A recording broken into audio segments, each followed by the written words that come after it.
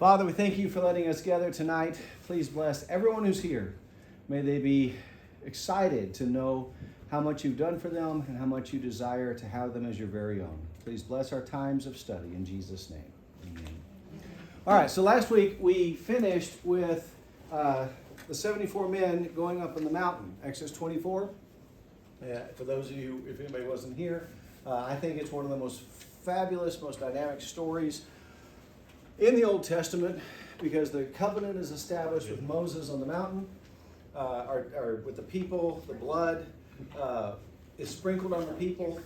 After the book of the covenant is read, both spoken and read, and the people see all that the Lord has said, we will do, and we will be faithful.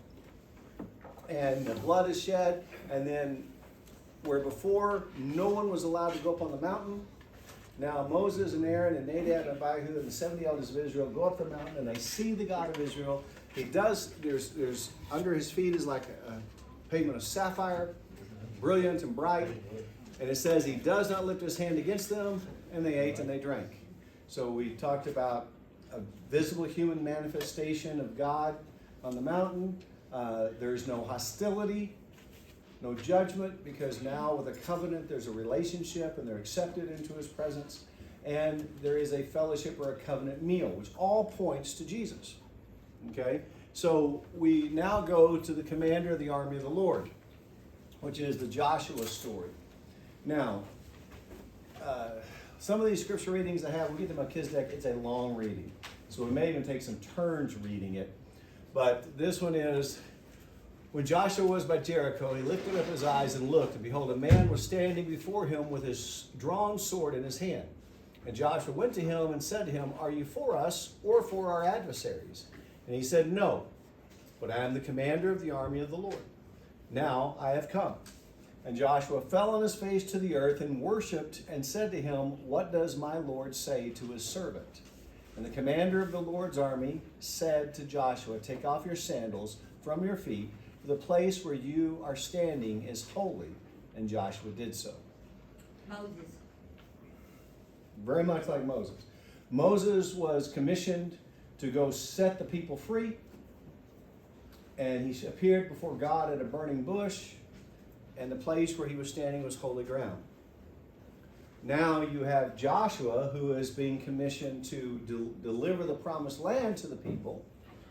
And God comes now in the figure of a warrior. And the place where Joshua is standing is holy ground. Okay, so a couple of things as we go through this. Now that's an artist rendition. Looks kind of fantastical. I have no idea. I tried to find pictures, but how did you know? I didn't know what he looked like. Children of Israel ascending as God when they came out of the land of Egypt. They had refused to enter the promised land and take possession of it. They stood in fear of the inhabitants of the land. Now, if you recall, God made a statement of judgment against the children of Israel, that everyone over the age of 20 years old, the adults who made the decisions not to enter the land, they will never get to enter. The children, their children, will be allowed to enter the land. So they wandered for 40 years, for a generation, till all those who were over 20 years old died. And those who were 20 and below are now adults, all the way down to newborn kids. Yes? Petty cash. Huh? Petty cash. Okay. Why are you giving it to me? Because Kelly just told me. Okay, I have no idea what it's for, but okay. Oh, from Kelly. Petty cash for the petty cash box. Yes. Gotcha. Duh. Oh. Sorry. Now, The heat of the day. so the oldest person to enter the promised land was 60, except for Joshua and Caleb. 2 of the 12 spies had gone to spy out the land. They came back and said, let's go take the land. The other 10 said, no, we can't. They were like grasshoppers compared to them being giants, and they wouldn't go in the land and convince the people that they couldn't take the land. After all they had seen God do, the plagues in Egypt, the parting of the Red Sea, the destruction of Pharaoh's army, water from a rock, okay, manna, flocks of quail every night, everything that God had shown them. They travel across the desert to the Jordan River. They camp, the 12 spies go in, they come back and say, can't do it. Joshua and Caleb say, let's go take it. So everyone 40 years later that enters the land is 60 years old or younger, except for Joshua and Caleb. What's interesting is Caleb is the oldest senior citizen. He's like 80 something. And he asks Joshua to give him the most challenging, the hardest, the most difficult challenge in the conquering of the land. He is gung-ho to go and finally see God do it. Okay? And he asks for the hardest task, the hill country. So, the children of those who departed Egypt would now enter and take possession of the land. So Joshua is ready to lead the people. A couple of things here we're going to talk about. God dried up the waters of the Jordan River, and the people entered the land walking on dry ground, just like the Red Sea. Okay, the children of Israel crossed the Red Sea on dry ground. The children of Israel crossed the Jordan River into the Promised Land on dry ground. Once in the land of Canaan, the Lord commanded all the men to be circumcised. You need to go back and read that. I do not have an explanation for you why, for the 40 years that they wandered in the wilderness, they did not practice circumcision. Don't know why. Don't have an answer for you. They practiced before that. Before that, it was the covenant with Abraham. That is true. And when you go back and read the text, they made knives of flint. They had metal, they had swords, but they made knives of flint, and they were all circumcised. And while all the men are at Gilgal, and they were healing, is when this episode happens with Joshua and the commander of the army of the Lord. I don't have an answer why they didn't practice circumcision for 40 years. Was it again a rebellion against God? That God had, they were kind of under judgment, and now God was kind of renewing the covenant and saying, okay, now, we're going to get this right now because you're going to be faithful and do what I say? I don't know. I don't have an answer. I don't know why I never thought about that. Yeah. But it's part of the dynamic of the story. The men can't go fight yet. So they're all circumcised. They're around healing. And what's the first battle in the land? Jericho. And they really don't have to fight there because God does it for them. Yeah. Okay? So they got time to heal. Okay? During the time that Israel's camped, the men are healing. The commander of the army of the Lord came to Joshua. The commander came dressed for battle with his sword drawn. Now, when you see somebody with a sword drawn or their rifle cocked and locked, standing in front of you, what's your thought? I'm either he's come to fight for me or he's come to fight against me. I need to figure this out. And that's exactly where Joshua's at. He comes with a sword out, ready to fight one way or the other. Okay? When he asks, are you for us or against us? He says, no, but I am the commander of the army of the Lord. Now I have come. Why would he say that? We're going to talk about it. Any thoughts on why it would, are you for us or against us? And his answer is no. That's not the right question. Okay? I'm not going to tell you I'm for you. I'm not going to tell you I'm against you. That's the wrong question. Okay? But because he says, I'm the commander of the army of the Lord, Joshua falls down and worships. And again, the word is Yahweh. Okay? And so Joshua knows that he's standing in the presence of the divine, of God, and he falls down and worships. Okay? Now, whenever there's an account in the Bible of people falling down before an angel and worshiping, what does the angel do? No, get up. You don't worship me. I'm a created being just like you. Here, the commander of the army of the Lord accepts worship. What does that tell you? He was God himself. He's God. Okay?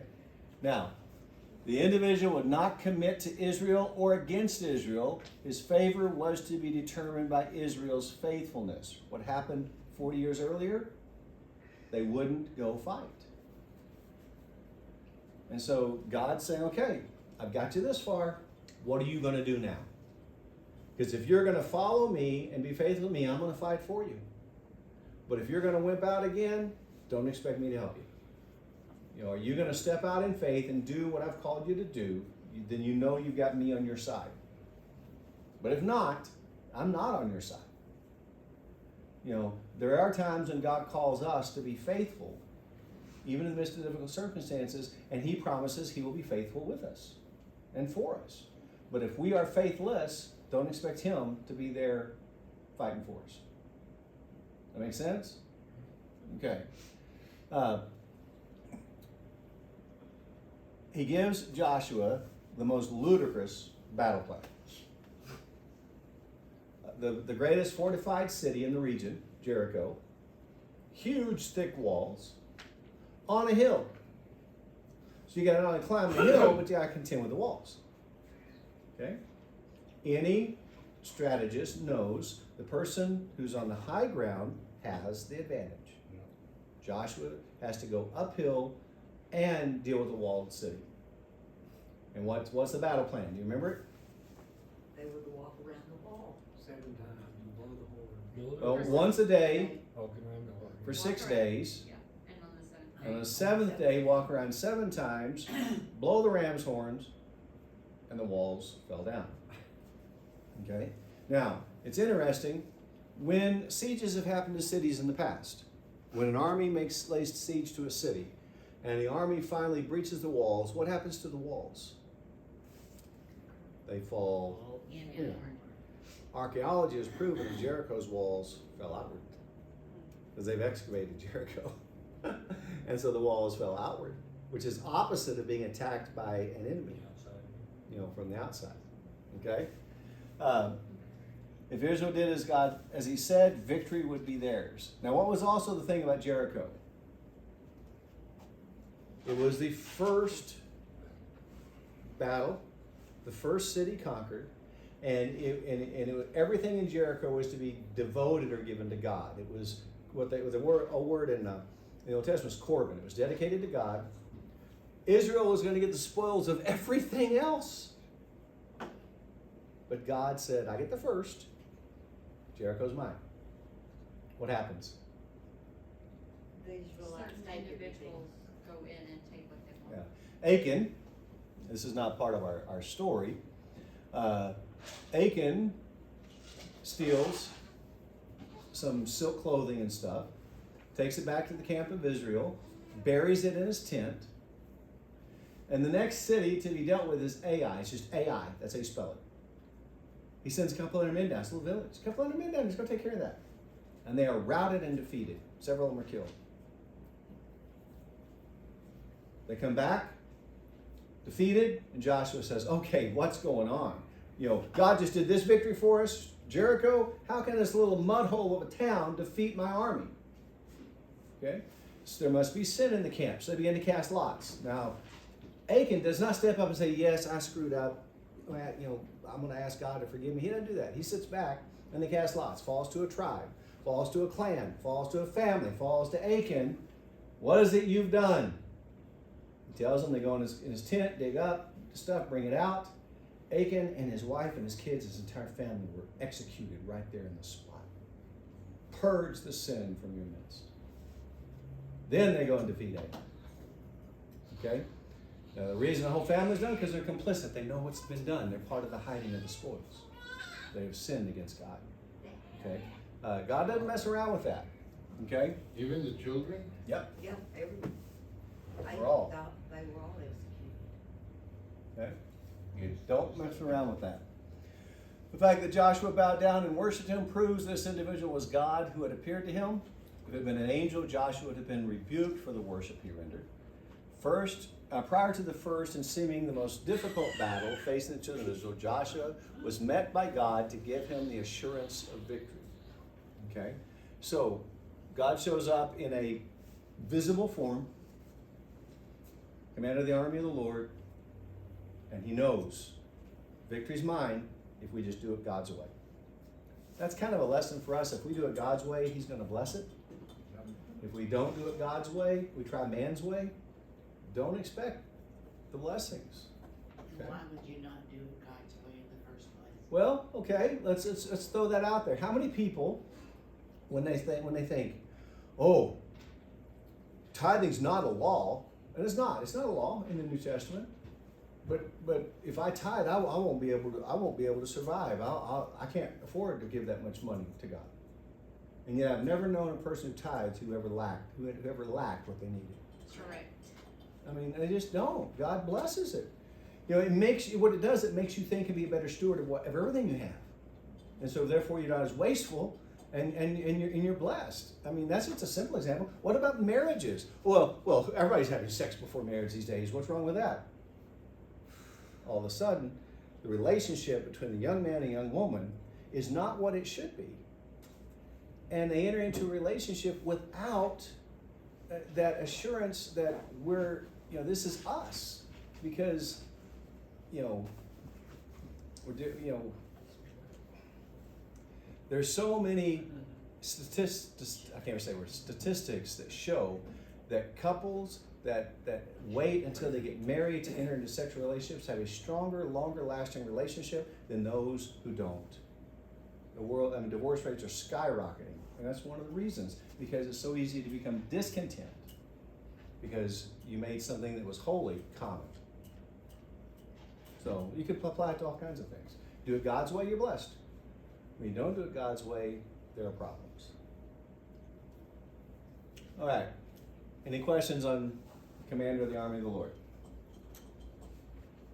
No? Understand that one. Huh? I said, nope, understand that one. Okay. All right, Daniel. Fourth man in the furnace, Shadrach, Meshach, and Abednego. Okay? That was not their original names. Those are the Babylonian names. It's actually hard to pronounce their real names. Longer story. Then King Nebuchadnezzar was astonished and rose up in haste and declared to his counselors, "Did we not cast 3 men bound into the fire?" He answered and said to the king, "True, O king." He answered and said, "But I see 4 men unbound walking in the midst of the fire, and they are not hurt.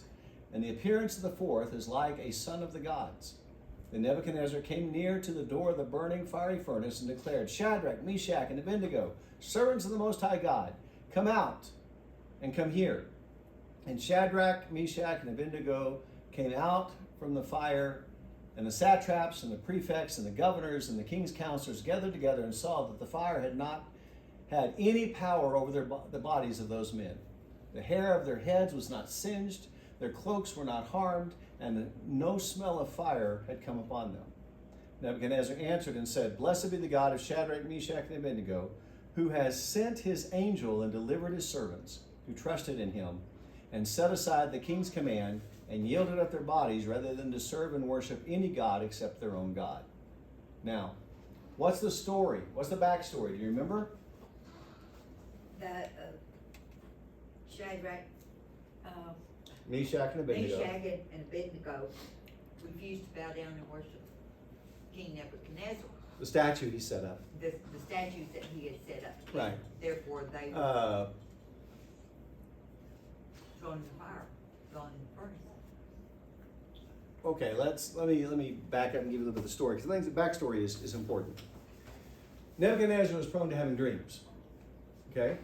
Okay, go ahead. And he calls his counselors, his wise men, magi, that's where the word comes from, in and says, "I need you to interpret my dream for me." They say, "Sure, tell us your dream." He said, "No, you tell me what I dreamed, and you tell me the interpretation if you're truly wise men." They said, "King, it don't work that way. There's no way we can do that." He says, "You tell me what I dreamed and what it means, or I'm going to kill you."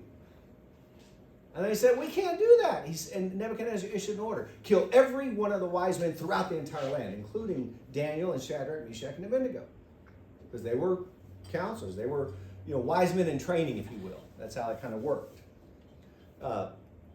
And the commander of the military that comes ready to execute these guys is met by Daniel, and he says, "What's going on?" And he says, "The king is ticked. This is what's happened. And I've got to come kill all of you." And Daniel says, "Okay, wait a minute.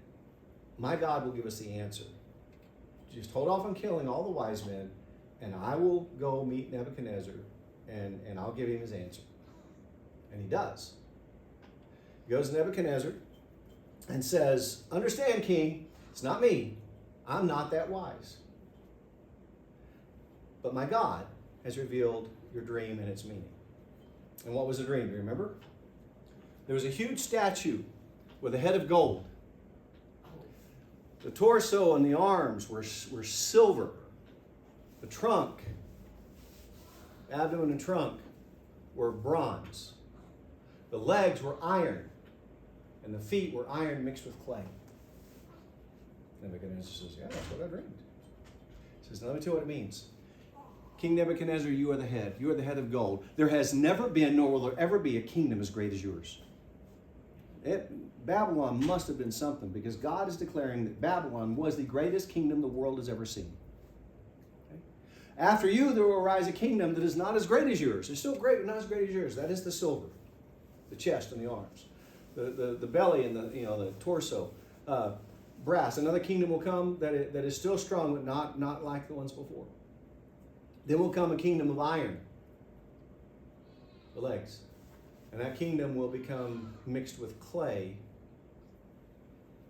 And then in the last part of the dream, a huge boulder strikes the feet of iron and clay, shatters them. The whole thing topples and turns to dust. And the boulder grows to be a kingdom that covers the whole world. What's the boulder? Jesus, the kingdom of God. Now, history's shown us what these kingdoms are. Do you know them? Babylon, gold. Medes and the Persians. Brass is Alexander the Great. Legs are Rome. And the feet of iron and clay, Rome became so decrepit that it rotted from within and collapsed. And that started when the kingdom of God, when Christ came into the world. Okay? It's easy to see, because there's never been kingdoms like those since. Okay? Never. And so Nebuchadnezzar, when he hears he's the head of gold, it goes to his head. Okay? So he sets up this enormous statue of gold, okay, of himself, and declares that everybody in the land is to worship that statue of him. So, back up. There was great jealousy among the leaders of Babylon, which Nebuchadnezzar had appointed. Shadrach, Meshach, and Abednego had been promoted over many others, and these evil men sought to remove them from their positions. So there was jealousy to begin with. Since they were faithful in their duties to the king, there was no charge to bring against them. Well, that's part of the backstory. There are others looking to get rid of these guys. When Nebuchadnezzar erected the gold image and commanded all the people of his dominion to worship the image, these evil men saw their opportunity. Shadrach, Meshach, and Abednego were faithful in their service to Nebuchadnezzar, but even before him, they were faithful in their service to the God of Israel. When all the other citizens of Babylon bowed in worship to the golden image Nebuchadnezzar set up, Shadrach, Meshach, and Abednego did not bow down. This was like a 90-foot high statue of gold. It was big. Okay. The king became furious and insisted they bow down and worship the golden image. So they come and say, King, didn't you order that everybody's supposed to bow down when they hear the sound of the harp and the lyre and the flute and all this stuff? When the music sounds, everybody bows down and worships. Did you command that? Yes, I did. Well, 3 of your counselors, Shadrach, Meshach, and Abednego, they're not doing it. They're dishonoring the king. So he calls them in. He says, now, you boys, my language, when the music sounds, if you bow down, all's good. But if you don't bow down, I'm going to kill you. And the music sounded. Everybody bowed down except Shadrach, Meshach, and Abednego. They stand there and they don't bow down. Nebuchadnezzar is angry. And he has the furnace overheated. Now we have to understand the furnace too. You ever seen a walk-in kiln? Where they have big doors and you walk in and they fire a whole bunch of things at one time, as opposed to a little home stop kiln. This is a big double door walk-in kiln where they made pottery and stuff. Had it, I think it was 5 times hotter than normal. He had it heated up. Had them bound, and the soldiers that carried them to throw them in, as they got close and threw them in, died from the heat coming out. Okay? Really bad. So they refused. The king ordered that the furnace was extremely overheated. They cast into it. Soldiers who were commanded to bind and cast Shadrach, Meshach, and Abednego into the furnace were overwhelmed by the fire and died. Shadrach, Meshach, and Abednego were thrown in, but to the astonishment of Nebuchadnezzar, they did not die. Instead, they were seen walking in the midst of the flames, unharmed. And the king saw 4 men in the furnace, not 3. Nebuchadnezzar said, the 4th man in the furnace, the appearance of the 4th is like a son of the gods. So he looked different than Shadrach, Meshach, and Abednego. Okay, he obviously stood out. All right? So Nebuchadnezzar worshipped many different gods, but it was obvious to him that the man in the furnace was unlike anyone he'd ever seen. He describes what he sees with the only understanding he can grasp. Remember, he's a pagan. Ironically, what he says is the accurate description because it was God who had come to the aid of his servants. The one who walked in the midst of the flames was the Son of God. And that's what we have there on that. So there's a whole backstory. Now that's not even counting, it's after that you get Daniel in the lion's den. So and Daniel was the same thing. The other satraps and wise men and others were jealous of Daniel, and they're looking for a way to get rid of him. And then so they bring charges against him. Same thing. When everyone around is corrupt and someone has integrity and honor, those that are corrupt don't like that. They want to get rid of them. And that's what you have going on with these guys. Okay? Any thoughts? Sounds familiar to the crucifixion of Jesus, doesn't it? Do what? Sounds a little familiar to Jesus' crucifixion. It does. Spoiler alert. Here we go. I wrote 2 sermons this week for the new series I'm working on. So I've written 2 this week. And it dawned on me when you talk about the number of people who followed Jesus and the number of people who didn't.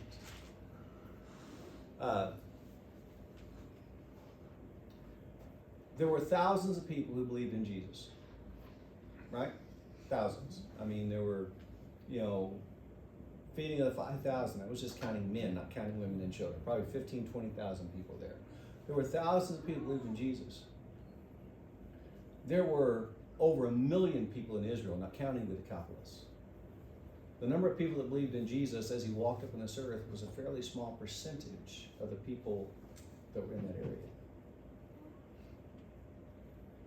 And I think that's significant to understand because once the gospel is finished and Jesus walks out of the tomb on Easter Sunday morning, and once the Spirit is given on Pentecost, what do they say of the apostles?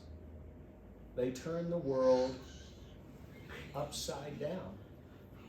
You have this very small, insignificant sect, is what they would look at who believe this fantastical story of Jesus, this small group,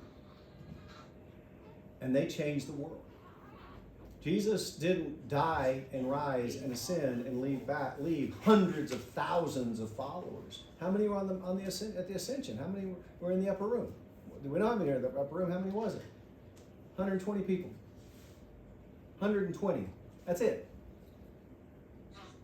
And yet once he gave the Spirit, that small group of believers transformed the world, not just Israel, but the entire world.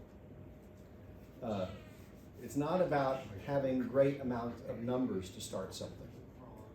So You just have to start. You just have to start. Not to me, I just one of those things like, how many people were in Israel when Jesus was here? Start researching it. Over 1 million just in Israel, not counting the surrounding areas to know about it.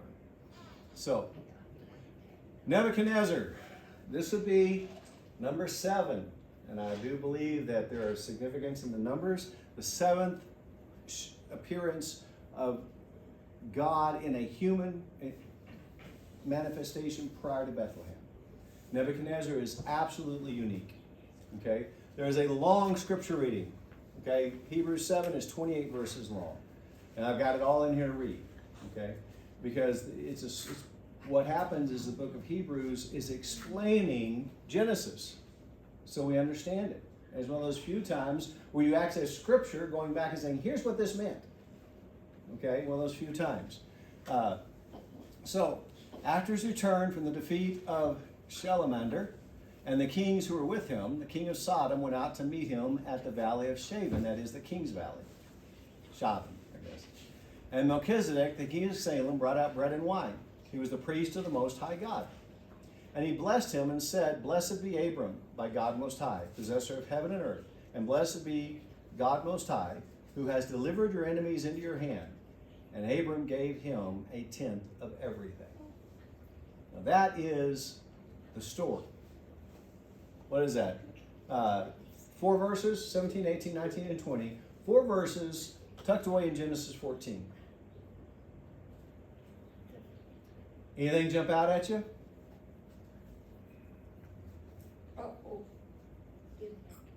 The things that jump out is the king of Salem, the king, which means king of peace, brought him bread and wine. Brought him bread and wine. Okay? And Abraham is blessed by this individual. And Abraham gives him a tenth of all the spoils of the battle. Okay? Those are 3 very significant things in this little text. Now Hebrews is going to tell us about it. So I'm going to step back here where I can read a little bit better. So in chapter 7, for this Melchizedek, king of Salem, king of the Most High God, met Abraham returning from the slaughter of the kings and blessed him. And to him Abraham appointed a tenth part of everything.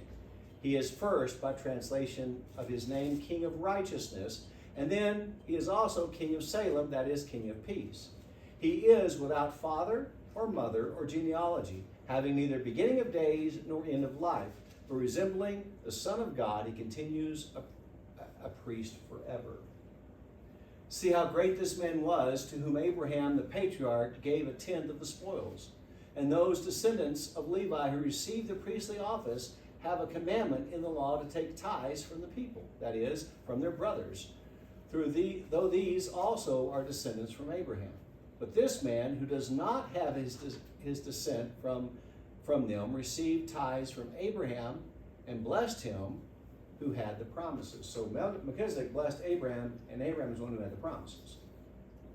It is beyond dispute that the inferior is blessed by the superior. Abraham is inferior. Melchizedek is superior. Okay? Abraham was the most uniquely blessed individual in the world at that time because he was the bearer of the promise of the Messiah. And yet he is blessed by Melchizedek. Okay? In the one case, tithes are received by mortal men, but in the other case, by one of whom it is testified that he lives. One might even say that Levi himself, who receives tithes, paid tithes through Abraham, for he was still in the loins of his ancestor when Melchizedek met him. You following that thing? That Abraham and all of his descendants, including Levi, the high priest, who was to receive tithes from the people, because Abraham paid tithes to Melchizedek, all of his lineage paid tithes to Melchizedek through him. So Abraham, Isaac, Jacob, all the sons of Jacob, all their descendants were all giving tithes to Melchizedek through Abraham in this act. Okay? It gets deep. Hebrews is taking us really deep. Now, if perfection had been attainable through the Levitical priesthood, for under it the people received the law, what further need would there have been for another priest to arise after the order of Melchizedek, rather than one named after the order of Aaron? So you have a priesthood of Aaron, according to the law, but he could not bring forgiveness. But you have the priest of Melchizedek. The Messiah is coming as a priest like Melchizedek. He can bring forgiveness. He's a greater priest than Levi. When there is a change in the priesthood, there is necessarily a change in the law as well. For the one of whom these things are spoken belonged to the other tribe from which no one has ever served at the altar. For it is evident that our Lord was descended from Judah, and in connection with that tribe, Moses said nothing about priests. This becomes even more evident when another priest arises in the likeness of Melchizedek. So the Messiah comes from the line of Judah. That's not the priestly line, but he's a priest, who has become a priest not on the basis of a legal requirement concerning bodily descent, but by the power of an indestructible life. For it is witnessed of him You are a priest forever after the order of Melchizedek. For on the one hand, the former commandment is set aside because of its weakness and uselessness. For the law made nothing perfect. What he's saying, the law is useless when it comes to saving. It's weak and useless. It cannot save you. Okay? But on the other hand, a better hope is introduced through which we draw near to God. And it was not without an oath. For those who formerly became priests were made such without an oath. But this one was made priest with an oath by the one who said to him, the Lord has sworn and will not change his mind. You are a priest forever. So what's he saying? Levi died, his son became priest. His son, died, his son became priest. That one died, his son became priest. It's just a lineage thing. This one, God said, I'm making an oath. You're going to be a priest. God swore it. God the Father swore it. That his son was going to be a priest forever. Okay? This makes Jesus the guarantor of a better covenant. The former priests were many in number because they were prevented by death from continuing in office. But he holds his priesthood permanently because he continues forever. Consequently, he is able to save to the uttermost those who draw near to God through him, since he always lives to make intercession for them. For it was indeed fitting that we should have such a high priest, holy, innocent, unstained, separated from sinners, and exalted above the heavens. He has no need, like those high priests, to offer sacrifices daily, first for his own sins and then for those of the people, since he did this once for all when he offered up himself. For the law appoints men in their weakness as high priests, but the word of the oath, which came later than the law, appoints a son who's been made perfect forever. Okay? And then the Psalm passage, the Lord has sworn and will not change his mind. You're a priest forever after the order of Melchizedek, a messianic prophecy. So, what is the writer of the Hebrews telling us? Melchizedek shows up in the middle of nowhere. Priest of Salem. What's Salem in the Old Testament? Jerusalem. Same city? Okay? The ancient city of Jerusalem. And the priest, Melchizedek, shows up, who has no genealogy, no beginning, no end, shows up out of nowhere, and blesses Abraham. And Abraham worships him, honors him by paying him a tenth, and Melchizedek gives Abraham bread and wine. Same things we saw on the mountain, really, kind of thing, that, this individual shows up and blesses the people, and there's a covenant meal. Okay? And what is Hebrews point? That this priesthood stands separate and above the Aaronic priesthood, the priesthood of Aaron and the Levites. It is the priesthood that the Messiah belongs to, tribe of Judah, not Levi, that lasts forever. And where the human priesthood had to offer sacrifices every day for the sins of the priest as well as the people, our priest, since he offered himself up as a perfect sacrifice, there are no more sacrifices to make. He does not have to make sacrifices for sin. And he lives forever. Where other priests were prevented from continuing their service because they got old and died, this one lives forever. And forever makes intercession before the throne of God on behalf of the people, us. So Melchizedek is very unusual. Now, that's the only picture I could find, not very good. So when returning from the battle, Abraham is met by this previously unknown priest of the Most High God, who is named Melchizedek. The priest blesses Abraham. It is always the practice that the one who is greater, like I said, it's always the practice that the one who is greater blessing is to bless those who are underneath him. I didn't spell it right, obviously. Hebrews points out that Melchizedek was greater than Abraham. See, I don't need to correct my typos in here. You who are teachers, don't give me a grade, okay? Abraham gives to Melchizedek a tenth of all the spoils of war. This is hundreds of years before the giving of the law at Mount Sinai and the command of tithing. Okay, what was the purpose of tithing? First fruits to God, yes. But remember, there were, how many tribes are there in Israel? 12, not counting the priests. Not counting Levi. Yeah. The 12 tribes. Jacob had 12 sons, but there's not a tribe of Joseph. And Levi doesn't count. Because the 12 tribes of Israel are the 12 tribes that inherit land. And so God, instead of taking the firstborn of every family, takes the entire tribe of Levi to serve as priests. They don't inherit land. They can't plant crops. They can't raise sheep. They can't have all that stuff. So the tithes of the people are to support Levi, the tribe of Levi, as they serve as priests. They're all paid, basically. And the other 12 tribes, because Joseph's 2 sons become tribes. So you don't have Joseph, you don't have Levi, but you have Joseph's 2 sons become tribes 11 and 12. You have 12 tribes that inherit land. And so the tithing was to support the Levitical priesthood, all the priests. Because remember, John the Baptist's father, Zechariah, was a Levite. And he had to take his turn in Jerusalem serving as a priest. Okay? And now remember, that's when he was struck mute and couldn't talk.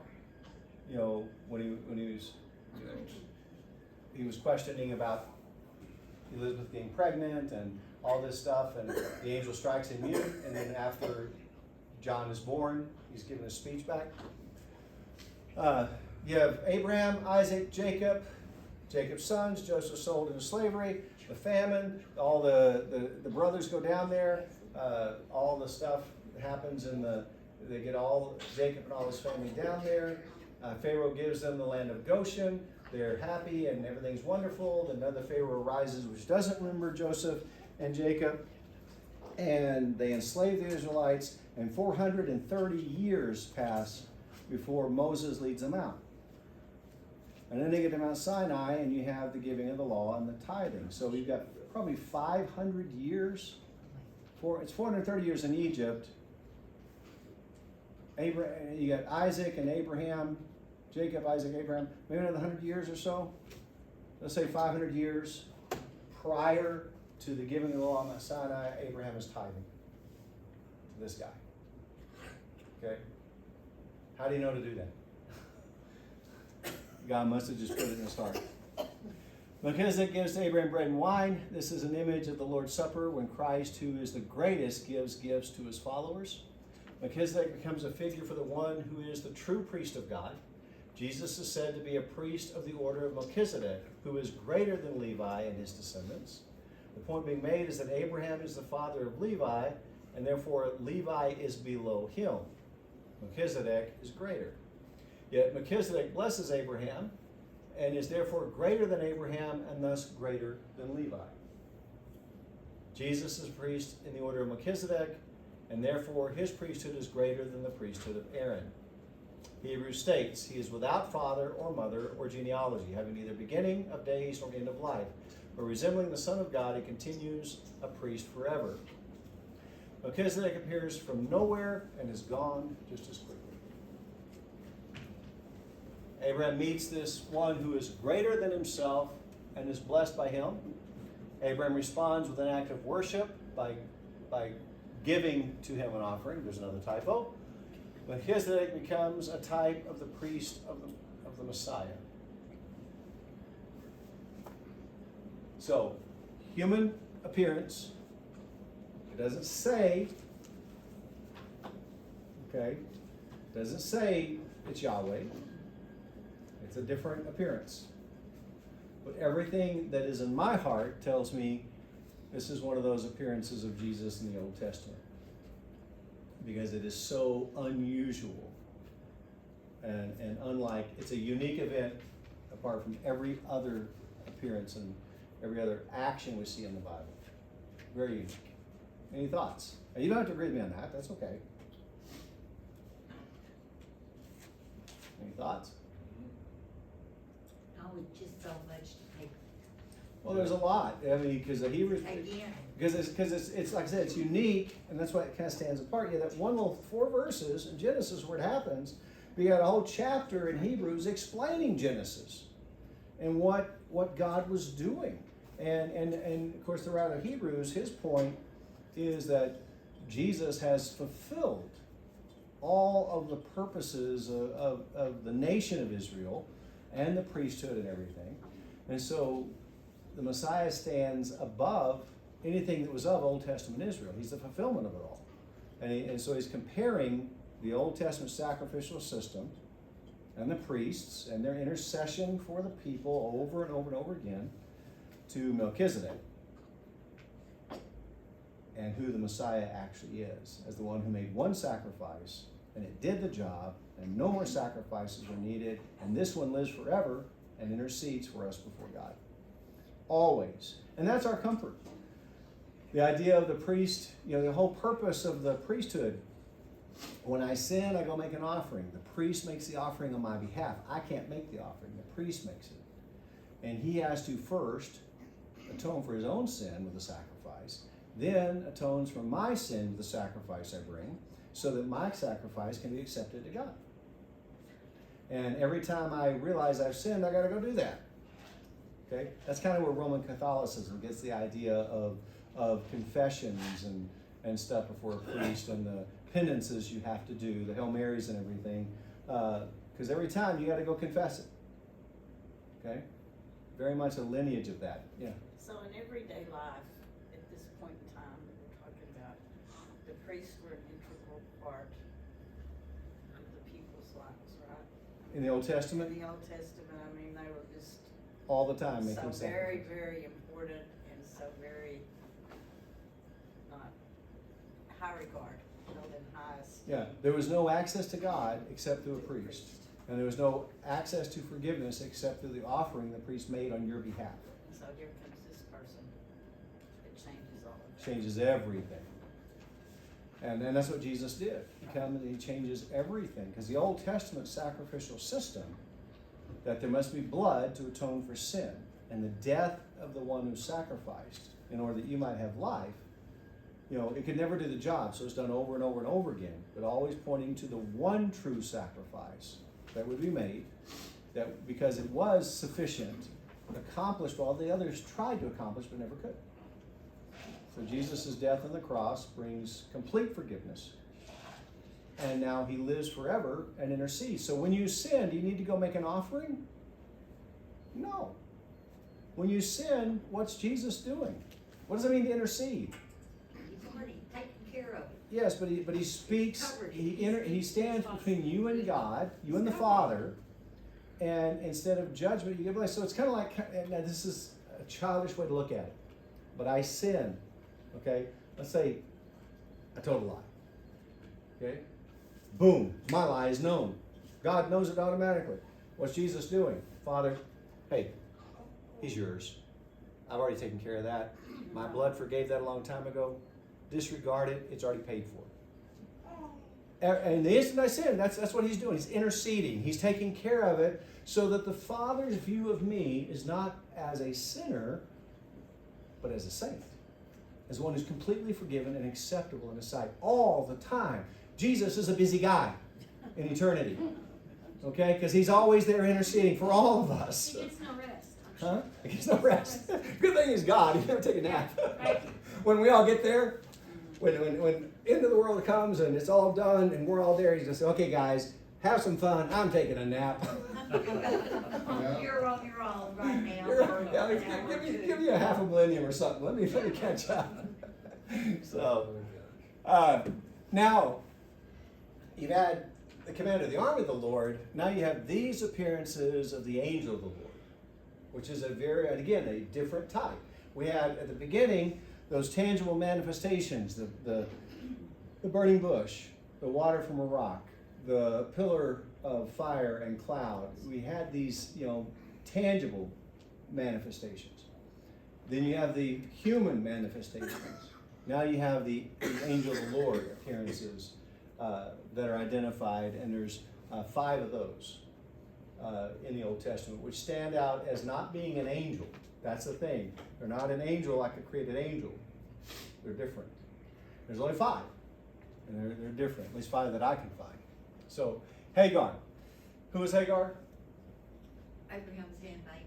Abraham's concubine, I guess. Sarah's handmaid, Abraham's concubine. Abraham, Jacob, Gideon, and Manoah. Who's Manoah? Remember? Samson's daddy.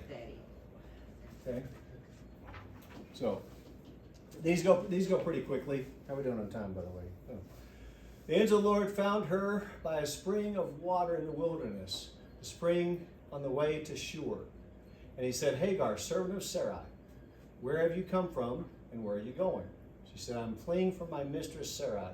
The angel of the Lord said to her, return to your mistress and submit to her. The angel of the Lord also said to her, I will surely multiply your offspring so that they cannot be numbered for multitude. And the angel of the Lord said to her, behold, you are pregnant and shall bear a son. You shall call his name Ishmael, because the Lord has listened to your affliction. He shall be a wild donkey of a man, his hand against everyone and everyone's hand against him. And he shall dwell over and against his kinsmen. Yep. So she called the name of the Lord who spoke to her, you are a God of seeing, for she said, truly here I have seen him who looks after me. Now, what was going on? God had come to Abraham at 75 years old and said, Abraham, you're going to have a son.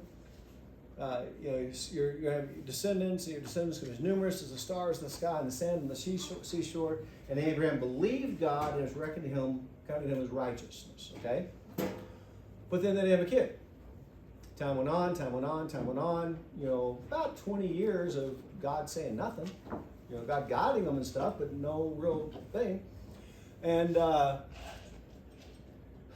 so Sarah gets impatient and says, here, take my maid as a concubine, my slave, have a child for her, it will be counted as my child, an heir. And Abraham is foolish enough to do that. And nothing quite like the jealousy of two ladies in the same house, sharing the same man. Once Sarah finds out Hagar is actually pregnant, she treats her like dirt. So much so that Hagar just can't handle it anymore and runs away. That's what's going on. Hagar is a slave owned by Sarah. She's pregnant with Hagar's child, and she has run away from home. She figures out in the wilderness on my own is better than what I'm going through. And the angel of the Lord meets her on the way and says, go back. I've got your back. I'm going to take care of you. You're going to be blessed. Your child's going to be blessed. But you got to go back. Okay? Because Ishmael was like 12 years old when Isaac's born. Okay? God made a promise to Abraham that he would have a son and that his descendants would be as numerous as the stars in the sky. Abraham's wife was barren, and seeking to fulfill the promise of God, she gave her servant Hagar to her husband Abraham to have a surrogate child for her. This was it was not uncommon for a surrogate to be used. In the culture of the day, this was an acceptable practice. Okay? I mean, there's a lot of weird things in the Middle East. How many wives and concubines did Solomon have? 700. Too many. 700 wives, 300 concubines, 1,100 women. Okay? That's gotta be miserable. I ain't saying a word. Abraham took Hagar, and because of this, the relationship between Sarah and Hagar changed. The relationship dynamics between multiple wives of one man it is a strenuous one as best. There's no typo. See, you should be circling all these typos for me. What was that show? I saw it. I would see things in the news about it. I don't watch cable. I just do streaming stuff. But the Sister Wives, was it 7 wives or something like that? Yeah. I didn't watch it. I don't know. And now one is divorced from him, and it's just kind of chaos. I mean, I don't get it. I don't either. I don't get it. I Okay. don't either, but now there's a new show on there, Seeking Brother Husband or something. It's a lady who is Oh, no. seeking multiple husbands. Oh, there's another one that's being produced, and I don't remember the name of it, but they got a bunch of these women who were in the 40 to 50-ish range, single women, and say, we'll do this show, kind of like the romance shows, find your love of your life kind of thing, and they all agreed to it, and they sprung it on them. All the boys, all the men are the sons of the ladies. So this lady's gonna be dating this lady's son, and this lady's gonna be dating this lady's son, and they're pairing up, and this is like an island paradise kind of thing, and that's the spin And the ladies, when they signed up for this, didn't know it was going to be their sons, the other half of the equation. Oh, Yeah. yuck. So I get to watch my son hang out with a lady that is his mother's age, making out with her and stuff. Okay? That's Age is just a number. They must be giving them a lot of money. No, there's some people who would do it just for the excitement of it. Well, yeah, sure. I mean, that's To get noticed, Well, yeah. all you have to do is just turn on the news and see what's going on in the world and say that's tame compared to some of the other stuff going on. As gross as that is, that's tame compared to some of the stuff. Man, okay. All right, where was I at? Hagar was a slave, and when Sarah complained to Abraham about Hagar's attitude, he commanded her to do as she wished because Hagar was a slave to Sarah. So she whines to Abraham and he says, hey, it's your slave, do what you want to with her. And so she made her life miserable. Okay? Sarah treated Hagar harshly. Because of this, Hagar ran away. It was after she fled from Sarah that the angel of the Lord appeared to Hagar. She had stopped for water at the spring of Shur. The phrase used is Yahweh Melech. Melech is king. Okay? Melech Yahweh is the same phrase used when God spoke to Moses from the burning bush. Okay? Melech is a king, but it's also messenger, I guess. So the king messenger, maybe that'd be the best way. Yahweh's king messenger, which kind of fits the idea of the image of Jesus. Unlike God speaking to Moses from the bush, God personally came to Hagar to assure her of her future and the future of the child she was carrying. She was pregnant and she would have a son. God had promised to bless Abraham and all his descendants. Even though God was going to give Abraham a child through Sarah, he would bless all the descendants of Abraham. It's not a fine line, because obviously there were lots of people in the Middle East, but you can pretty much, in some ways, draw a line. There are Arabs and there are Jews. A large section of the Arabs are brothers to the Jews, Ishmael's descendants. A large segment of the Arabs are Ishmael's descendants, and they're half brothers to the Jews. Now there were the Philistines and the Midianites and the Amorites and all those people, but they were all really different nationalities. The Arabs and the Jews are half brothers. In fact, when, and it's not in this study, of course, but when Sarah dies first, Abraham actually remarries. I don't know if you knew that or not. Has more kids. Okay, but you don't really hear much about him. You've got, Isaac and Ishmael are the two main ones. He has other kids in his old age by other women.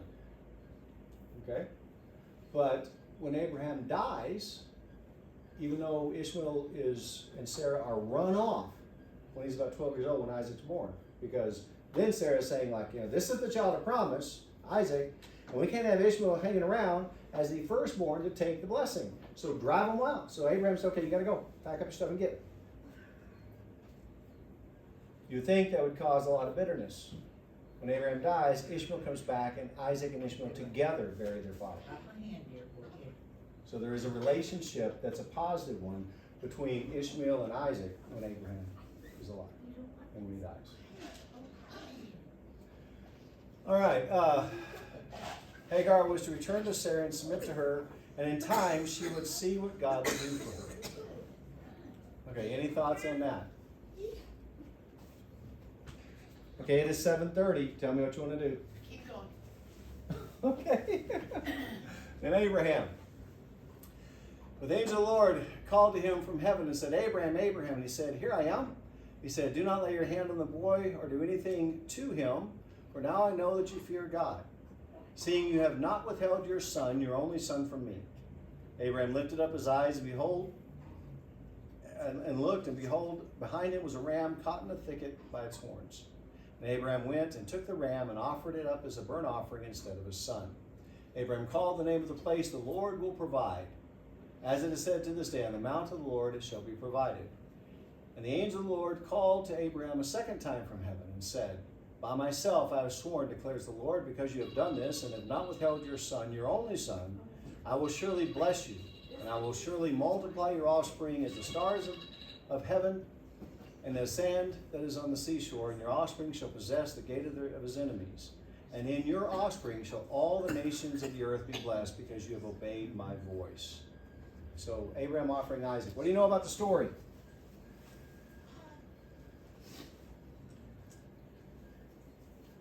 There's some neat things in this story. Yeah. Yeah, No. well, not only did Abraham go to do what God wanted him to do, but Isaac didn't question either. Very when- good. When his father put him on the altar and was, Mm-hmm. Isaac didn't Right. much. But was it, Isaac was not a small boy. No, he would have been, He was you know, 11, 12, 13 years yeah. old at this point.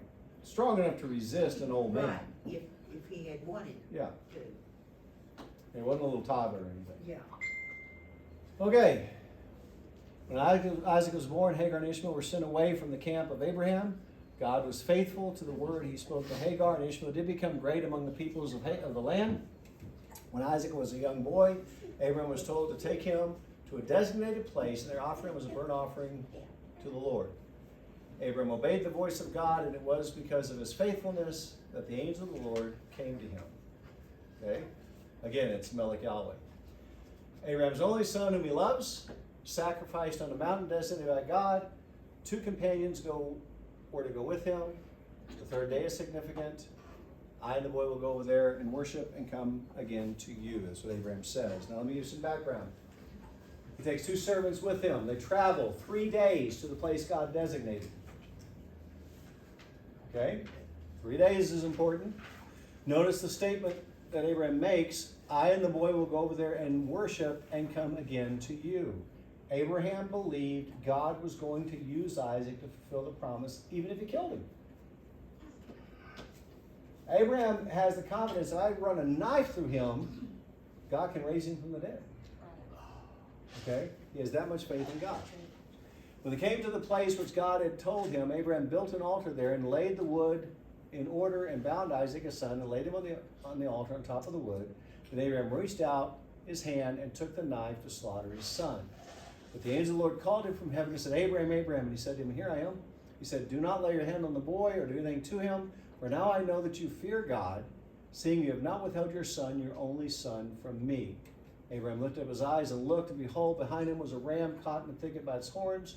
Abraham went and took the ram and offered up as a burnt offering instead of his son. So Abraham called the name of that place, The Lord Will Provide, as it is said to this day, On the mount of the Lord it shall be provided. What mountain?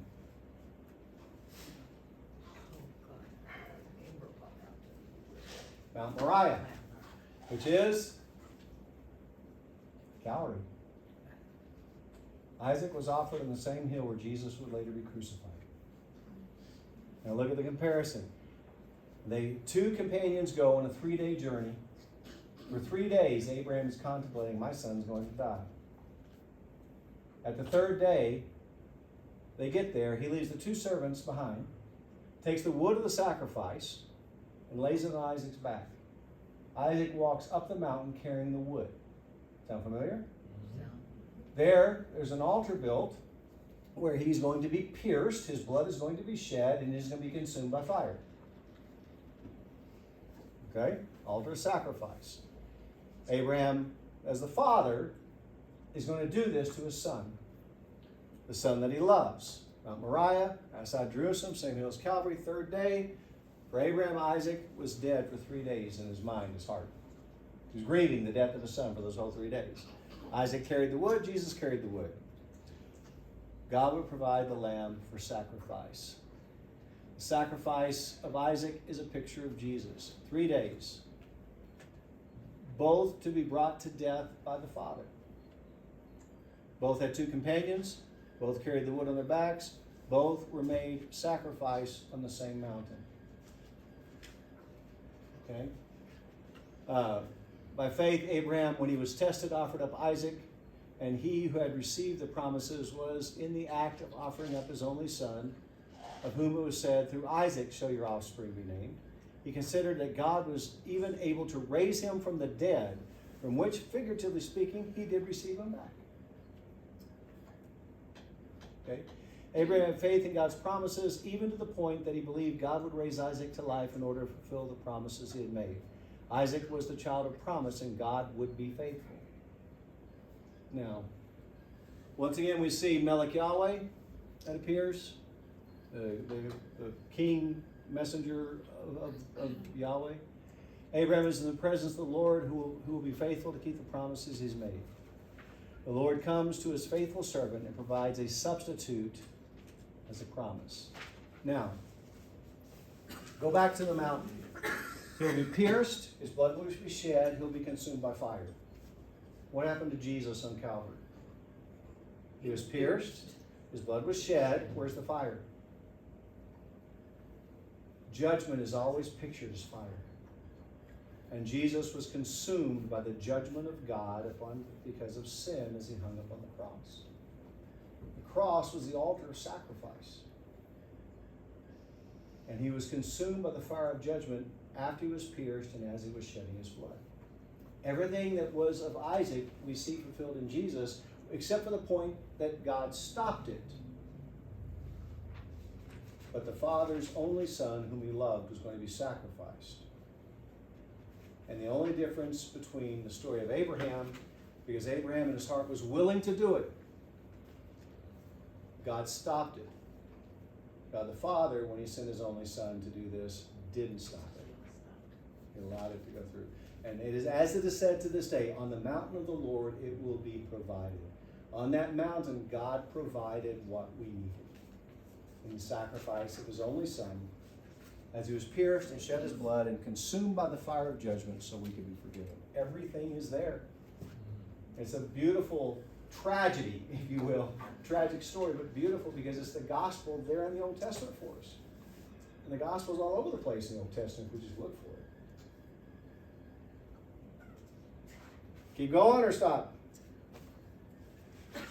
We have 3 more.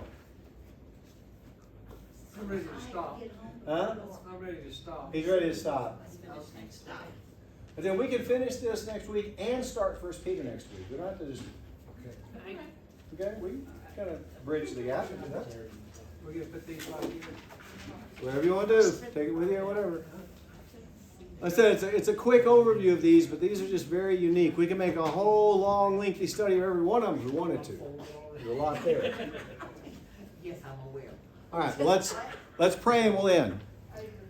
Father God, you have been faithful and you have provided all that we need. And for that, we thank you. And we ask that you continue to bless our church as we now have taken the first step into our 3rd year of existence.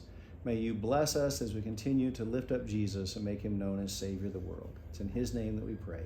Amen. Did y'all get my message about the church anniversary?